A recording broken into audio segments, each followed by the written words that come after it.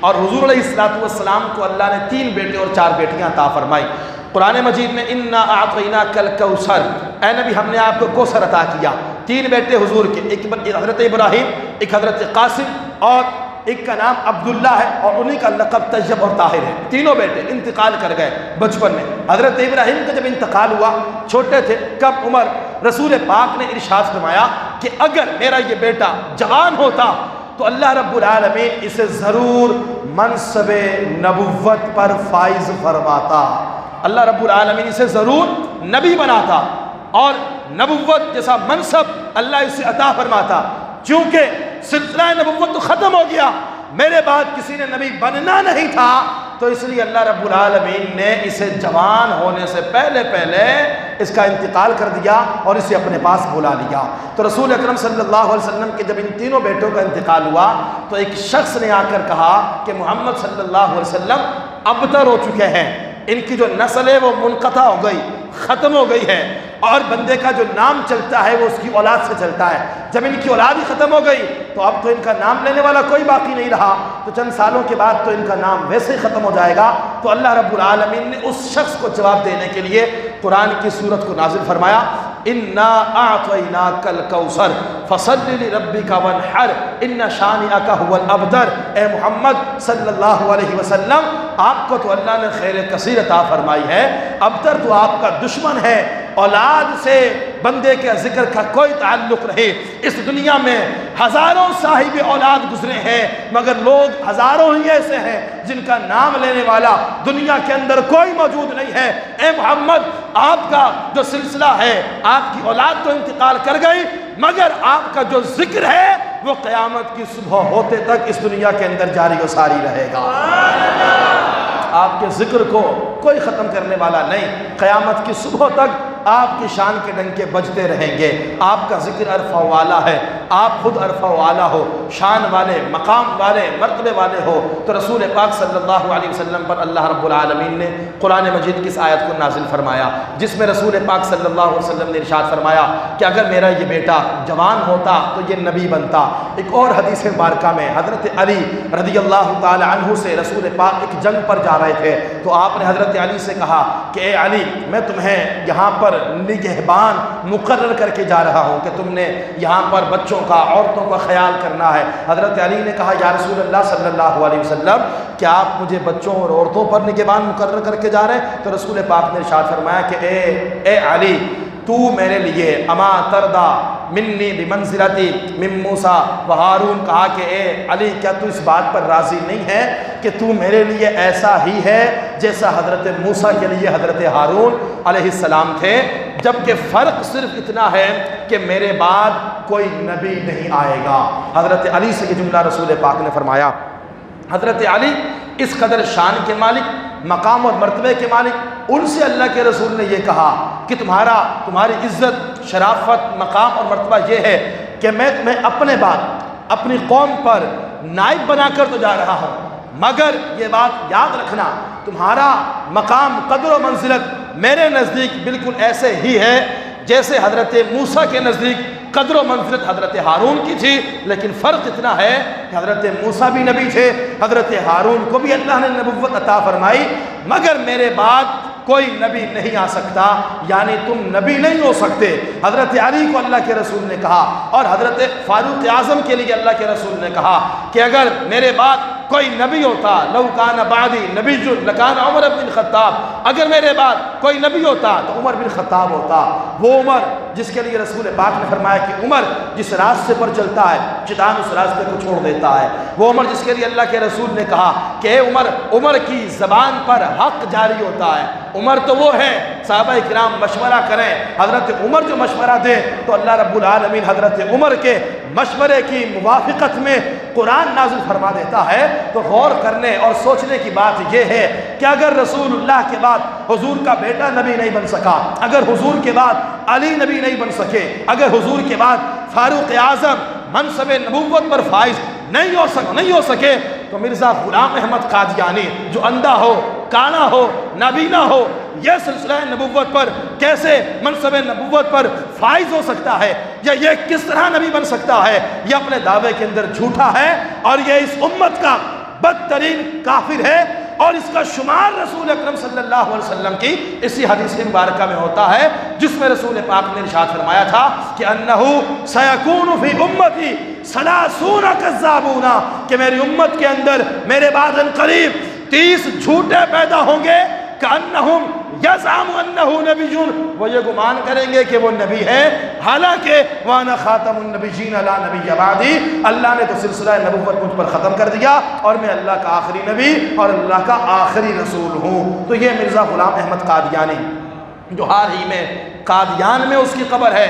لاہور میں اس کا انتقال ہوا، اس کے ماننے والے اپنے آپ کو قادیانی، طاہری، مرزائی جو بھی استعمال کرتے ہیں، ان سب سے بچنا ہم سب پر لازم ہے۔ اپنی اولاد کو سمجھانا، یہ ایک امت پر فتنہ اور اتنی بڑی سازش ہے کہ بہت سے لوگ ایسے ہیں جو ان چیزوں کو نہیں سمجھتے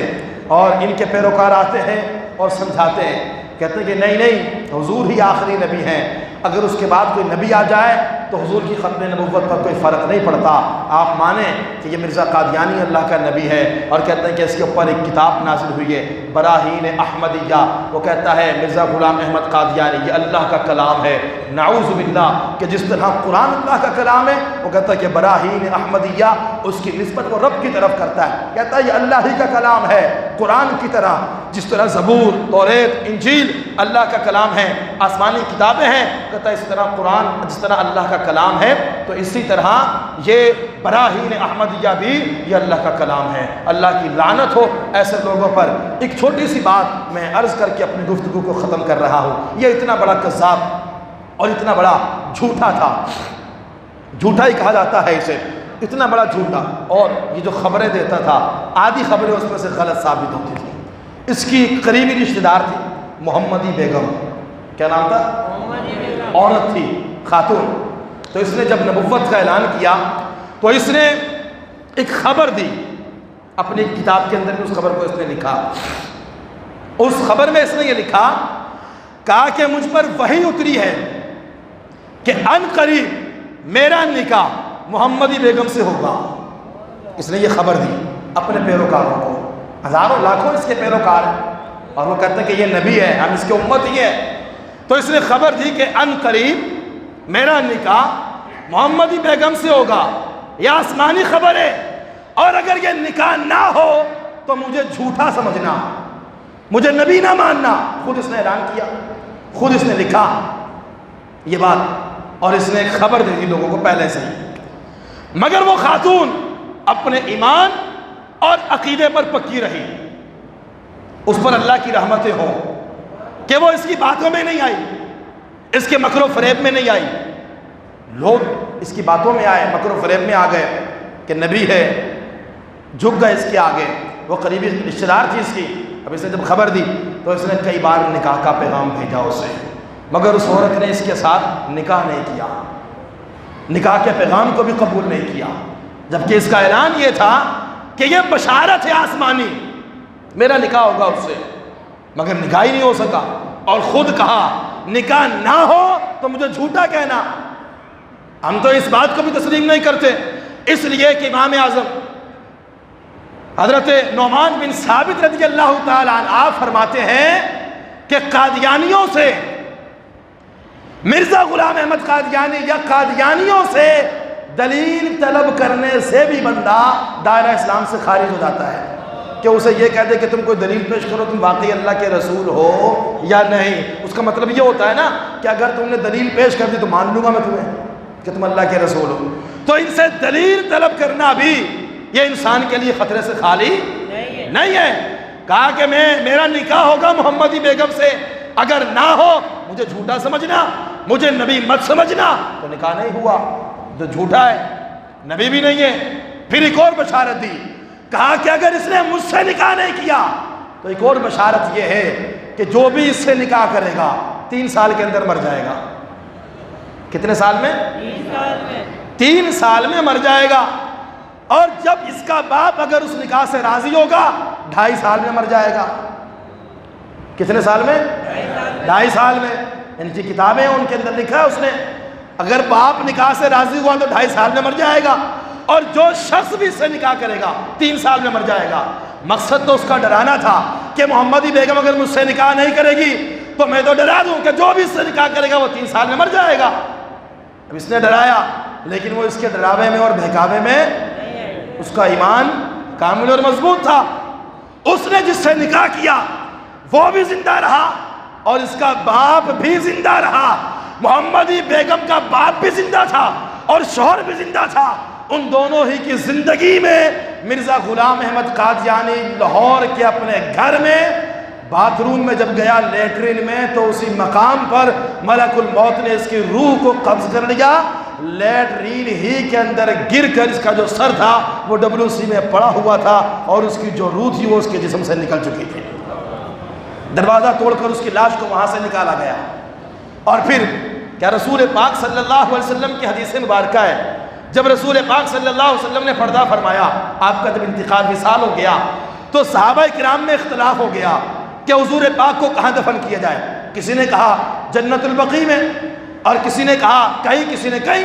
تو حضرت صدیق اکبر رضی اللہ تعالی عنہ خلیفہ بلا فصل سامنے آئے اور آپ نے آ کر اللہ کے رسول کی حدیث کو بیان کیا، کہا کہ میں نے اللہ کے رسول سے سنا ہے انبیاء کی شان یہ ہے کہ جہاں پر ان کے جسم سے روح نکالی جاتی ہے،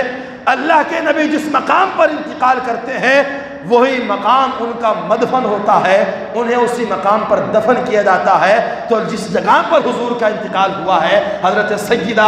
عائشہ صدیقہ رضی اللہ تعالی عنہا کے گھر میں رسول پاک کو بالکل اسی مقام پر دفن کیا جائے گا۔ یہ نبی کی نبوت کی نشانی اور وصف ہوا کرتا ہے۔ یہ مرا لاہور کے باتھ روم میں اور اسے اٹھا کر لے کر قادیان میں، انڈیا میں، وہاں جا کر اس کو دفن کر دیا۔ یعنی اتنے جھوٹ جو ایک آخری جھوٹ تھا وہ بھی جو اس نے بات کہی وہ بھی صحیح ثابت نہ ہو سکی، اسے اٹھا کر قادیان میں لے گئے۔ نبی تو ایسا نہیں ہوتا کہ جو بات کرے وہ صحیح ثابت نہ ہو سکے، نبی تو ایسا ہوتا ہے اگر چاند کو اشارہ کرے ہمارے نبی کی طرح تو چاند 2 ٹکڑے ہو جائے، یہ نبی کی شان ہوتی ہے۔ نبی کی شان تو یہ ہے زمین پر کھڑے ہو کر اشارہ کرے تو ڈوبے ہوئے سورج کو واپس نکال کر آسمان دنیا پر لا کر کھڑا کر دے۔ نبی تو یہ ہوتا ہے کہ ابو جہل ہاتھوں میں کنکریاں لے کر آ جائے اور کہے بتاؤ اے نبی اے محمد میرے ہاتھ میں کیا ہے۔ نبی یہ ہوتا ہے وہ کہے کہ میں بتاؤں تیرے ہاتھ میں کیا ہے، یا تیرے ہاتھ والی چیز بتلائے کہ میں کون ہوں۔ ابو جہل نے کہا یہ دوسری بات تو بڑی عجیب ہے، نبی یہ ہوتا ہے اشارہ کرے تو پتھر ابو جہل کے ہاتھ میں ہو اور مصطفیٰ کا کلمہ پڑھنا شروع فرما دے۔ یہ نبی ہوتا ہے، نبی اشارہ کرے، نبی اشارہ کرے تو پتھر بھی پانی پر تیرتا ہوا مصطفیٰ کے قدموں میں آ جائے۔ اور اگر ایک شخص آ کر کہے کہ میں آپ کو اللہ کا نبی تب مانوں گا جب یہ درخت وہاں سے چل کر آپ کے پاس آئے گا اور حضور کہیں کہ جا کر اس سے کہہ دے تجھے اللہ کے نبی بلا رہے ہیں، اور وہ شخص جا کر کہے کہ درخت میں گواہی دیتا ہوں کہ جو سامنے اللہ کے نبی ہیں تجھے بلا رہے ہیں، تو وہ درخت آگے بھی ہلے، پیچھے بھی ہلے، دائیں بھی ہلے، بائیں بھی ہلے، اور اس کی جڑیں زمین میں ہو تو وہ زمین کو چیرتا ہوا آئے اور آ کر مصطفیٰ کے قدموں میں آ کر جھک جائے اور کلمہ پڑھ کر حضور کی نبوت اور رسالت کا اعلان بھی کرے، وہ نبی ہوتا ہے۔ نبی مرزا غلام احمد قادیانی کی طرح نہیں ہوتا کہ جو بھی بات کرے وہ بات غلط ثابت ہو۔ اللہ تبارک و تعالی ہم سب کو عقیدہ ختم نبوت کا تحفظ کرنے، اپنے بچوں کو اس عقیدے کو سمجھانے کی توفیق عطا فرمائے۔ آمین بجاہ النبی الامین، وآخر دعوانا الحمدللہ۔